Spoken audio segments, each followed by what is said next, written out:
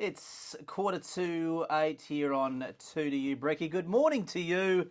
And it's a big good morning to talk all things council related. Dubbo Regional Council Mayor Matthew Dickerson. Which mic are you on, Mr. Dickerson? There you are. Good morning to you, Mr. Mayor. A big good morning to you as well, Matt. How's your Friday started? Have you been, I know last week the touch football, you were on front pages of newspapers doing the thing. There's a big athletics carnival on this weekend. Yeah. I'm guessing you've been doing your 100-metre sprints, have you? More a middle distance runner, Matt. Fast twitch fibres, not a lot of those in my body, but more slow twitch fibres. So I prefer to go for those. I'm sure a lot of voters would agree with that.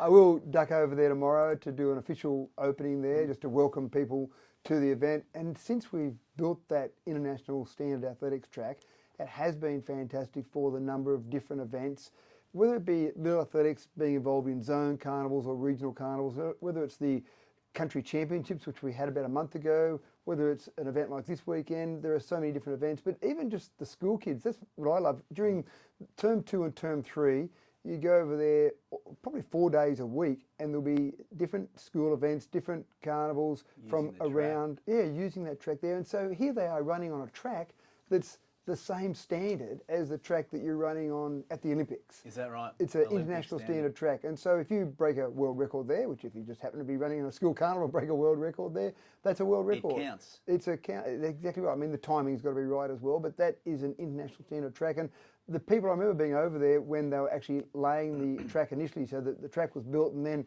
there's only a couple of companies across the world that are authorised to lay and authorise the tracks, and they were like artisans over there, watching them at work.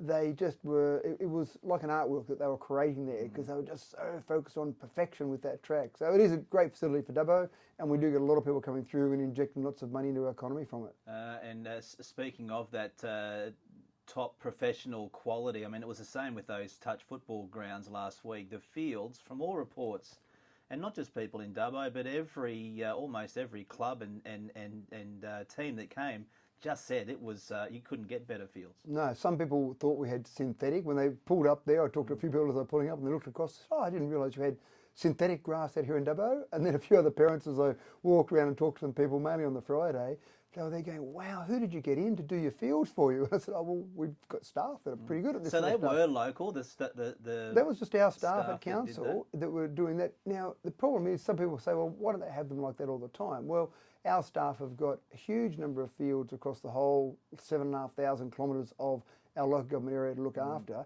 And so normally they're spread fairly thin, trying to maintain all those fields to as good a standard as possible. Obviously, with that event on, there was more focus. It was a focus. So they've got the skills and they've got the ability to do it. But again, we just don't have the resources to be able to do it for all the fields across all the area. Well, some of the NRL clubs want to know the phone number of those Greens men and women. So that's a big pat on the back for Dubbo. Well done. Speaking of that, Barden Park Athletics Centre, my apologies, it will be closed this weekend for this massive state combined carnival. Another 3,000 odd people to town, Mr. Mayor. That's great news. That's right. And again, you just do the numbers.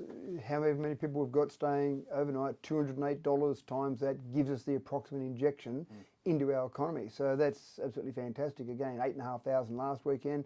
And these sort of events, I mean, we've had NRL games here, and they're great when you've got an NRL game, but these sort of events really inject more money than an NRL game, because you get people, parents, for example, children staying overnights, going out to the pubs. Well, it was a 3-day event. The rugby league is only a couple of hours, right? Well, and the problem with the rugby league, sometimes we've had afternoon games here, and so when people travel from the region, they go to the match, and they go back home again. So we often don't even get them to a bed overnight. So again, I'm not knocking it. The NRL games have been great when we've had them. We've had 2 games over the last 2 years. With that in mind, Mr. Mayor, will you lean more towards these bigger junior tournaments as opposed to getting more NRL games in the region? It's always been a focus for us to get these tournaments. We've had Cricket New South Wales, for example. I spoke to some of the officials when we were doing a tournament earlier this year, and I said, do you remember how many years you brought this tournament to Dubbo? And we talked about it, and it's been at least 10 years that they've brought that particular tournament. So these tournaments, whether they be cricket, whether it be touch football, whether it be athletics, whether it be swimming, those sort of tournaments usually are bread and butter for us. They're the ones, even if they've only got 500 competitors, those 500 competitors often bring siblings or parents or friends that come along for the event, and they stay for days. And then sometimes I'll go a day early. Oh, we're going out to Dubbo. We'll go a day early and go to the zoo, or we'll stay a day afterwards and go to the zoo or go to some other tourist attractions. That's right. So they're the bread and butter really of our community. You see that constant tourism, but tourism for an event, if you like, not just random tourism. But then they come back. People at the Touch Footy last weekend said, well, I haven't allowed any time this time around, but the kids have been so excited that we want to come back again. So the next school holidays, we'll come back. So it's that flow-on effect. And that's one of the great things that we have in our community. We have that constant tourism. We've got the zoo. 1,000 people a day come to Dubbo just to visit the zoo. That's then right. you hold on to them for other events. Then you've got all these other things on. And then you've got conferences. So you've got business conferences that might have 200 people come along, but it might be a 3-day conference. So there's more people. So all these constant things. They certainly are. Talk to me about numbers, not specifically, but just to give us a bit of a ballpark. Is it more expensive to have these 3-day tournaments like we just did with the junior touch football, or to get an NRL game to town? Oh, definitely NRL. NRL, the standard going rate for an NRL club is about $350,000. So for an NRL club to come out and play a game, you give them a cheque for $350,000, or you do a direct deposit for $350,000, and they say, great, thanks very much, we'll now come and play a game. And why do we pay that? Is it just so that we do get them here and it shows off our region? And that's a very good question. Why do we pay that? And we've chosen not to do that this year, obviously. The last 2 years that happened, and so we paid the money out. And even after you look at ticket sales and after you get some money from sponsors, etc., last year, for example, we still lost $67,000. Now, when I say lost $67,000, you can say that was a payment that we made to get that game here and get people coming into our community. But for bang for your buck, if you pay out that kind of money, $350,000, and then you do the work to get the ground ready and do all the advertising, etc., and then you get people come to Dubbo for a few hours for a game and then go home again, compared to touch footy, we didn't pay New South Wales Touch a single dollar.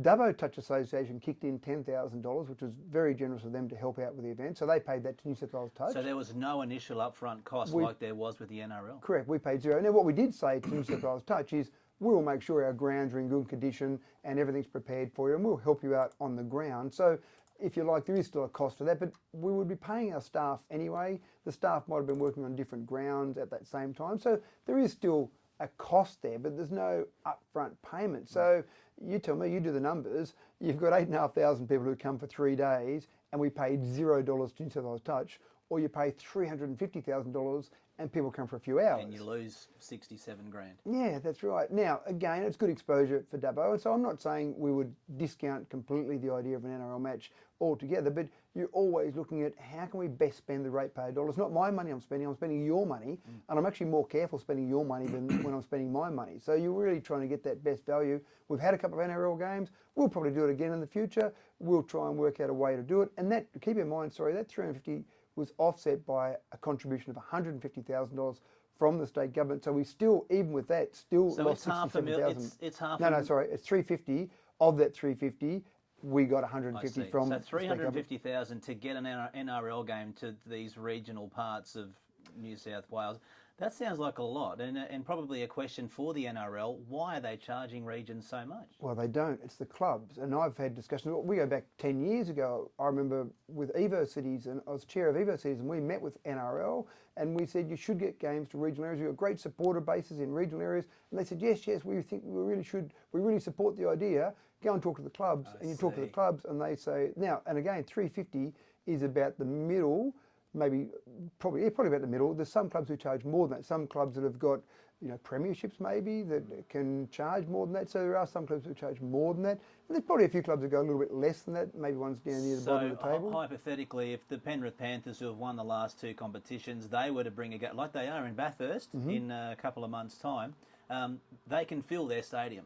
20-odd thousand people. They'll sell their own hot dogs, their own chips, their own drinks. So for them to move away, they need to be reimbursed in some way. And they might charge more than 350. They might charge 400, for example, might be the sort of going rate there. So I agree with you entirely. You should be taking the game to the regions, and you should be encouraging that. And the NRL should be working with those clubs and almost saying you've got to do it, but don't go and charge those councils the money. Why should the ratepayers of Dubbo be paying money to sometimes rich owners of NRL clubs. Surely if you want to promote the game, then promote the game. Don't rely on just having that cash coming through. It's a good reminder that sport is just a business, like council is just a business, and it's all about the numbers. Well, it is about the numbers there, but those other events, when we've got the New South Wales Touches, the Cricket New South Wales, those various organisations, they're not charging us to run those events. They're not having some big upfront fee. We try and do a really good job for them and work with them, and I think we did that and showed that with New South Wales Touch. They were very happy with the event.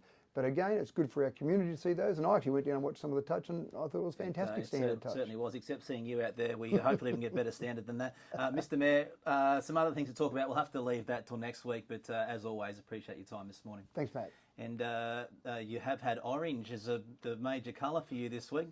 Well, this is more of a yellow song. This is Fair enough.